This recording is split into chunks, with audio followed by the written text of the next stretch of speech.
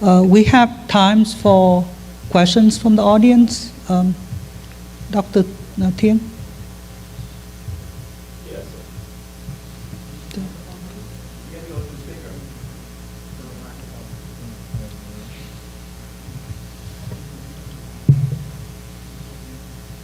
Yeah, well, one comment and one Just question. for the records, if you could say who you are and... Oh, yes, I'm sorry. I'm Nathan Nguyen. I'm a police commander during the day, but at night I teach at University of Houston downtown. So I'm very familiar with the police system. I've been in policing for 32 years. So my first comment is that the problem with on the issue that we have in Vietnam regarding human trafficking and child exploitation is they have 3 more Thai police officers than most country in the world. But the problem is that the priority is in control the population rather than regulate crime and issues such as human trafficking, sexual exploitation. So it's just a matter of priority rather than just the ability to do it, or the will to do it. My question for Mr. Hung Phan is, academic freedom is very important. And recently at University of Houston, we have an incident where the student accused the professor of being talk negatively against Hinduism and talk negatively against the Indian Prime Minister Modi, accusing him of being a fundamentalist. So that complaint was brought up to on the way to the chancellor. But in America, the academic freedom is so strong that even the chancellor agreed that he just make a statement and he has all the reference. So he should be able to say what he needs to talk about in class. That's the only way to learn. You get to have a different viewpoint. Even at this conference, you have different viewpoint. You're free to express. But in Vietnam, you can say anything, but as soon as you say something negative against the government, you are clamped down, and there's no academic freedom. And my question is that, do you see any future in Vietnam that they might open up that to make it into a true learning environment rather than an environment where they just repeat what the government wants to say?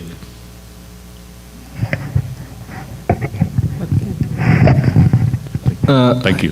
Thank you for your questions. Good questions, because I cannot say, because I'm left Vietnam for a long time ago, but in terms of student or maybe the new generation, and I saw the light at the tunnel, because yesterday, that's why I saw those students right here are 5 full-price students, and some of them have a chance to see the real world, not by the textbook, by control of the system, by the party, Communist Party, but luckily they have a chance to see that, and they have the chance to speak up their minds.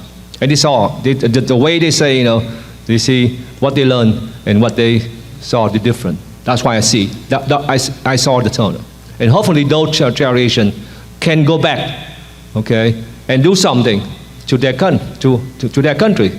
For me, it's our country, because I want to be back. I want to see the Vietnam progress without the communists. And those students and those people have a chance. To my students, when they have a chance to come to America or to different countries to learn, they can see that also. And this one, I cannot, foresee anything, but the way Americans try to use our education system, not influence, anything, but give them a chance to study, give them a chance to see what they're supposed to learn, not by the textbook, not by someone dictate them to learn. And you know this, even one of the top students, Wang Vinh, after he declared me, said it publicly, and then what? It was caused by police. I don't know what happened next, but something happened. I see a lot of things have happened if you say it, your mind out loud in Vietnam. And right now, if the system still keep doing the same thing, the next generation, then they are going to keep their mouth shut, and they're going to do nothing and wait for something miracle happen. But the people in Vietnam have to stand up. They have to see. That's why we try to show them, okay, what as we saw from the outside, from different perspective, different angle. Hopefully, they didn't stand it. We not try to criticize whoever, but they saw that, and hopefully they change it by getting involved to the system, try to do something, and use their voice to raise it. And the next challenge, next one, and make better based on their decision, based on their actions. And we come here at Vietnamese Americans, we try to help them as much as possible. That's all I can say. Thank you. Thank you. Dr. Chữ.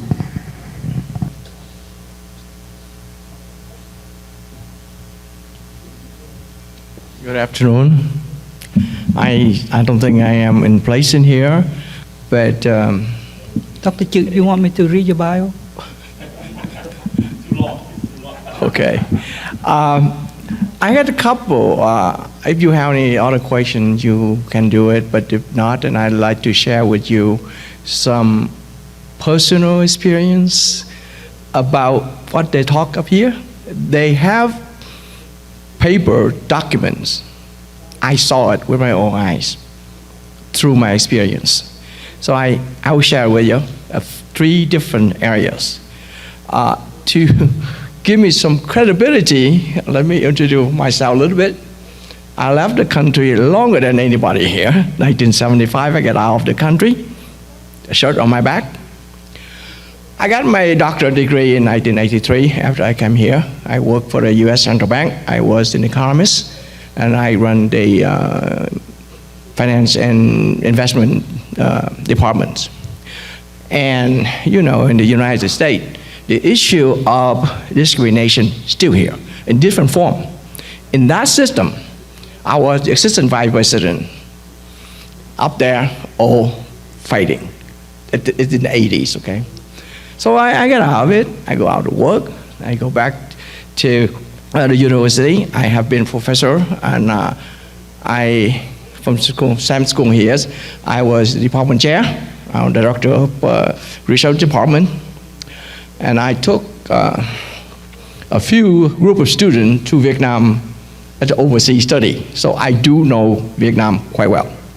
Then I also work with different universities over there. In fact, I established an MBA program in business at one university in Vietnam. I spent 8 weeks, taught a course in bank management, because that's my area. I also organized 2 international business conferences in Vietnam and 1 in Poland. We invited a lot of Vietnamese professors, 3 presidents of the 3 university, Hanoi, and University of Economic and Law, and University of Qatar. 3 presidents come to visit. They have a very good relation with Poland, right? So they have a good relationship. That my background. So what I'm sharing you with is, number 1, when I took the trip to Vietnam, I always asked the arranger to allow me to visit some university, some businesses, and some foreign-owned businesses, and some Vietnamese-owned businesses, and you can see a whole lot of difference about how they operated. But the saddest thing that I saw, I can share with you, is the fact that when I went to Vietnam, and there's a break between that, we flew from Vietnam to Singapore. Okay, and on that flight, I do a couple of times. On that flight, I saw a few young ladies, 4 or 5 of them, and they line up behind me on the way out from the airport to get exit the airport. And I thought, I think they're about 18, 20, nice looking. I thought that they were students. And then they got off and I found out they don't speak English very well and they cannot be students. And they stick to me when we go to the clearance offices. And those people there, they look at them and they start, asking all kind of questions. And I step in and say, lady, I mean, they have the passport, they have a document, why you question them so harshly compared to us? You just let it go. She said, sir, we know what they come here for. So this is our internal business. They come here to do something they're not supposed to do. Young lady come there, you know what they do, okay? I don't want to go into it, okay? I feel really bad about it. Even worse when I come back to Vietnam. When I went to the airport, I sat there and wait for their flight. I see rich lady, wife of official, took the receipt out and compare. I bought this for $5,000. I bought this $2,000. They share. They are so proud of the fact they have so much money. They come to Malaysia to buy Singapore to buy something back. On the way out, you see poor people, young lady that you said, okay, go out there for trafficking the sex, I think. Okay, they told me that. The border patrol told me that. So you see that is the situation in Vietnam that I see. It hurt me deeply. Okay, that number one. Number two, the conference. I was asked to grade PhD thesis. But I told him, I said, look, I am not going to tolerate it. I get used to American way. If you give me a thesis, if it's not qualified, I am not going to sign it. If you want to do any business under the table, your own. If you are under pressure to grant it, yours.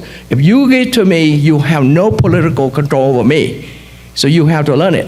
If you give me something that I don't think it qualifies, I will not sign it. If I don't sign it, they don't get the doctorate degree. I graded the PhD paper from university from Pakistan, Bangladesh, and a few times and they knew it. So they say, no, this is, you cannot grade the PhD thesis because they don't. I will do it. Conferences. When the first time I went over there to the university in the north, the Western country or European country, they have the Economic Association, and they have an idea of helping the third world or developing country to learn the techniques, the literature of the economic literature. So instead of organizing a conference of this nature in the West, in the United States or in Europe, they argue that if you do that, not that many professors from those countries can afford to come. Okay, just like you know how much it costs to come here, right? You know how much is that. So they bring us over there, 5, 6 of us. They organize a conference, and we present a paper, and we collaborate with them, so that a lot more of them can come to attend. Okay. But then here's my question. And then I presented 2 papers. And the first day when I come back to University of Economics in Hanoi, and the bunch of the professor there, and when I walk in, I am only one Asian in that group of 6 professors come from the West. And the student there, I really love them. They're really nice. And they saw me, they thought that I am domestic professor, okay? And they're really polite, and they see us, they all bow like that. It's embarrassed the heck out of us. We don't do it here. We don't bow like this. Fulbright doesn't do it, okay? But they're, and they run after me. They give me a translator. I say, so you need to have that to hear. I say, okay, don't worry. I speak some English, some Vietnamese, so you don't have to worry about me, okay? So that's the student, okay? When I walk in there, you know, we all get together with a table like this, professor, you know, because I am, my black hair, I sit there, a bunch of other professors sit by me. And they thought that I am from local. Oh, where are you from? I didn't say anything. When there was a presenter, she had a PhD from Boise State University, and she did a paper with her advisor, and they presented a paper, and I questioned the validity of the research. And they found out that I'm from overseas. The next day, when I come in, all professors walk away. I sit here by myself. Yesterday, they sit with me. Today, they know this guy is the monster. They walk away. That's number one. Number two, that day I asked him. They asked me, how do you get to paper? I said, look, professor, we have all kinds of time. This is our job. What happened about you? What about to you? Why don't you write it? Oh, we're too busy. Why are you too busy? Oh, because we're busy. How many hours are you teaching? 12 hours. We 8 hours here, 12 hours a week is not bad. So why are you too busy? So, but I have to do some other thing. What other thing? I have to teach at 3 other universities. Each of them I have to carry 12 hours. So 36 plus 12, 48 hours, more than anybody else. And you cannot do any research when you work that load. And everybody knows that if you get a PhD, you get out, you don't do any of that, 5 years, you're obsolete. Because the technology, the literature increased so drastically. I speak about it at the director of research. If you don't do it, in 5 years, you lost your skill. Thank you, So that's Dr. the Kim. reason why they couldn't publish very well over there. You have some quick points that you can make? That's the one point. Okay. And then the professor over there, they cannot write well. And you see, recently they're better, but they still publish a lot and pay to play. The other word, the journals are not good. Some now, I see it, some of them are very good now. And I saw some Fulbright professor write something better, okay? Then what else? And we write a scholarly work together with some professor. They have been around for a few years. They want to be promoted to associate professor. I work with 3 of them. And believe me, it takes a whole lot to work with them. Because the way that they write, not only Vietnamese, but Asian, when they write a professional paper, a technical paper, they don't have the skill to do that. So we have to hold their hand. But that is one reason why they cannot publish in a major journal. But hopefully in a few years, I see some improvement, but not that much. Right? Thank you. Thank you.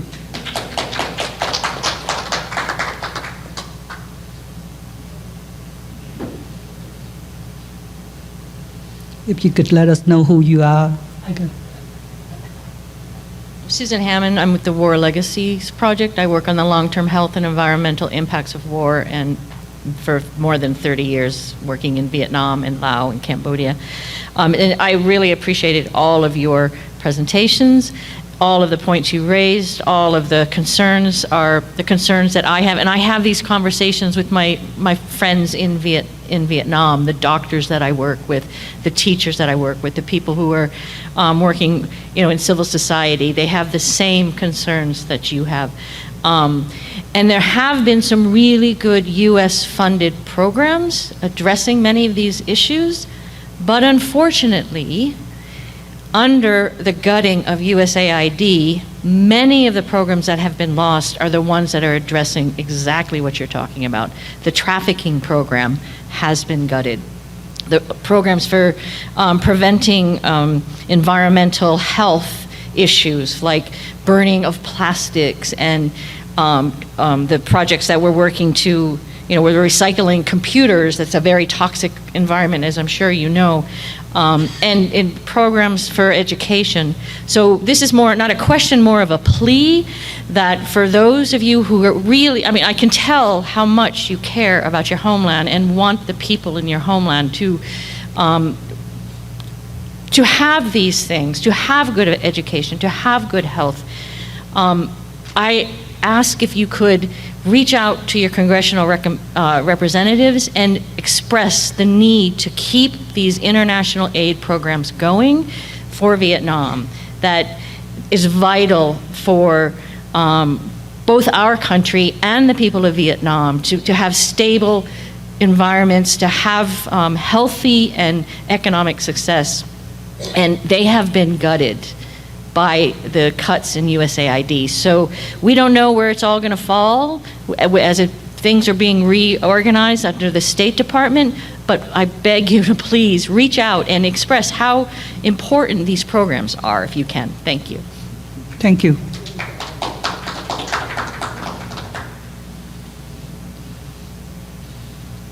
Please, go ahead.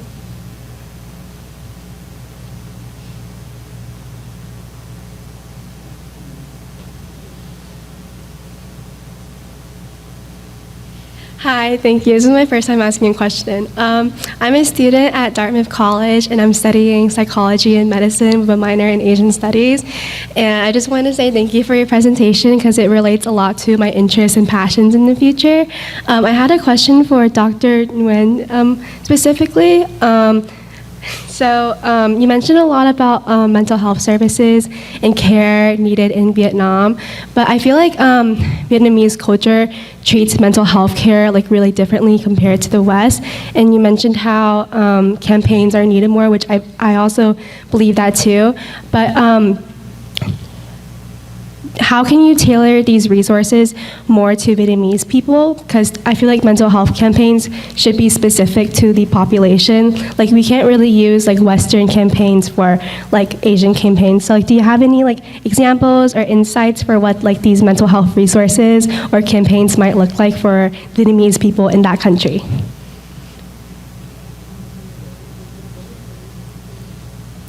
While he's preparing his answer, I can maybe give some insight.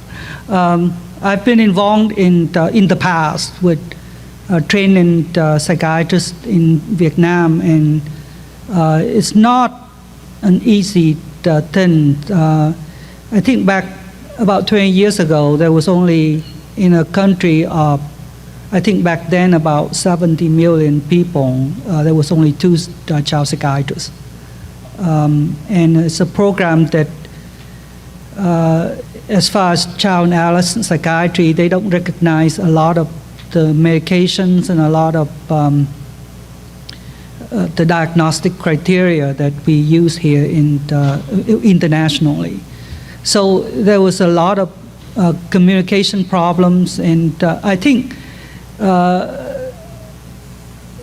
after years of frustration, I think I've come to a decision that it's a system that can't be changed unless there's a willingness and there's a political will, and there was not a political will. So that's coming from a political perspective. As far as your question has more to do with cultures. Difference between East and West. I think that's that doesn't, I don't have a short answer for that. But I think that most people understand respect, and most people understand suffering. I think if you come with people regardless of background, and if you come with the same motivation to try to understand and try to help, I think that with most of the time, I would imagine 90% of the time we overcome the differences. The other 10% it requires a lot of public education, a lot of policy changes, a lot of public opinions about what mental health is. Remember, this is a country that they have a confusing approach to mental health. They lock them up in like a detention centers instead of treatment programs. Some political prisoners also, or prisoners of conscience also described how they were being labeled as mental health patients and locked up in the mental health detention center. Mental health detention center is more like a prison. So it's not, there's no easy answer, but I think that it's fixable. It needs political will. Okay.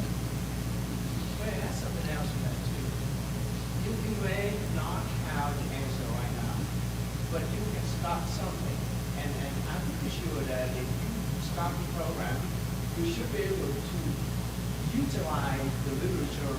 I know that this in the West are not exam, but there are some other Asian countries that you can use, and you can start to try to get problem, looking at, for instance, for Vietnam, you look at the budget, government budget for healthcare, for healthcare is $7,000 billion.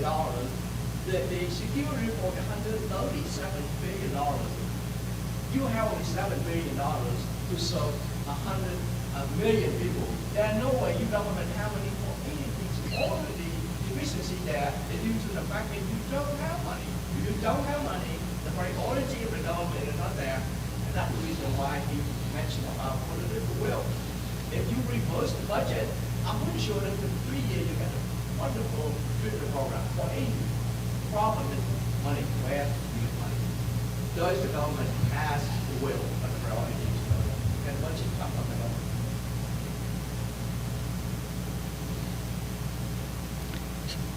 Let me go ahead and summarize and recap. This discussion today reminds us of the importance of addressing the interconnected issues of education, healthcare, and human rights. We've examined the healthcare system, highlighted progress as well as significant challenges such as non-communicable diseases, substance abuse, mental health neglect, disparities in elderly care, environmental pollution, and corruption. Each issue underscores the urgent need for systematic reforms and corruption. And from strengthening preventive care to expanding rural health care, access to combating corruption and fostering trust in the public institution. A nation's health is more than just a matter of infrastructure.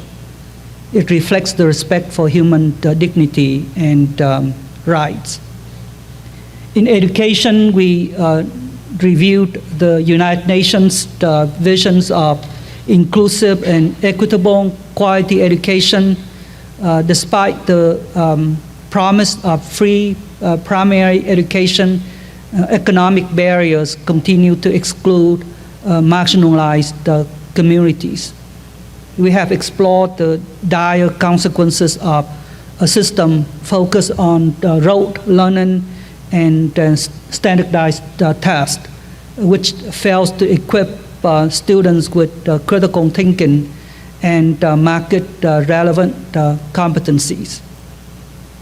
Educational reform must center around fostering creativity, equity, and transparency. When addressing women's rights, particularly gender-based violence and child exploitation, the conversation became more urgent. The stories of trafficking, abuse, and systemic failures in protection are sobering reminders that gender equality is far from realized. The exploitation of vulnerable children and the complicity or negligence of authorities violate fundamental human rights. The solution requires legal accountability, greater transparency, and cross-border collaboration. Human rights are not abstract ideals. They are the foundation upon which a just and sustainable society is built. We are reminded that sustainable development cannot be achieved without addressing inequality, safeguarding education, and ensuring health care for all. A society that nurtures its citizens' well-being and grants them the freedom to express, contribute, and grow is one that will endure. In closing, I urge everyone, policy advocates, community leaders, educators, and global citizens to continue the work of building a more just future. True democracy and justice demand action. As we envision a society where human rights are upheld, education flourishes, and healthcare becomes a right rather than a privilege, remember that change begins with us. Let us unite in pursuit of a more equitable world where every child, student, and citizen is empowered to thrive. Thank you for your attention and your commitment to these vital issues. Together, we can build a better tomorrow. We hope you continue these vital conversations and advocate for meaningful change. Thank you again for being part of this important discussion.